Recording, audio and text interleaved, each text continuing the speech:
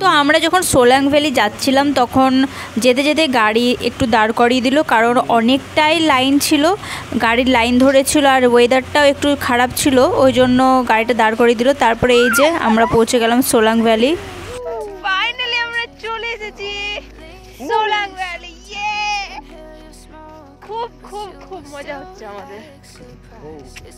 তোমরা তো দেখে বুঝতেই পারছো কতটা মজা হচ্ছিল আমাদের। তো সত্যি ভীষণই সুন্দর জায়গা, এতটাই সুন্দর জায়গা যে মনে হচ্ছিল যেন এটা একটা সেকেন্ড সুইজারল্যান্ড তোমরা বলতে পারো ইন্ডিয়ার। আর চারিদিকে তাকালে মনে হচ্ছে যেন শুধু বরফ আর বরফ, সত্যিই মনে হচ্ছিল কোনো স্বপ্নের দেশে চলে এসেছে। আর এই যে গাছগুলো দেখছো সবগুলোই ছিল আপেলের গাছ, অ্যাপেল ট্রি। আর এখানটায় চশমা বিনা চশমায় থাকা যাচ্ছিল না, কারণ এতটাই বরফ ছিল আর চশমা খুললেই চোখে বাতাস লাগছিল আসল কথা।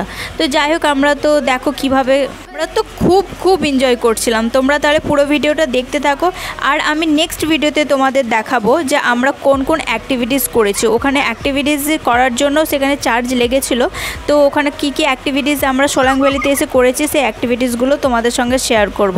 তো তোমরা পুরো ভিডিওটা দেখতে থাকো, আর কেমন লাগলো তোমরা জানাবে। আর আমাদের চ্যানেলটাকে এখনই সাবস্ক্রাইব করে দিও এরকম নতুন নতুন ভিডিও পাওয়ার জন্য। তো দেখা হচ্ছে নেক্সট কোনো ব্লগে। Tata. It's paradise, but now you spin me in a web with all your lies. Want you to feel the way I feel inside. I'm reaching out for help, you got me in a riptide.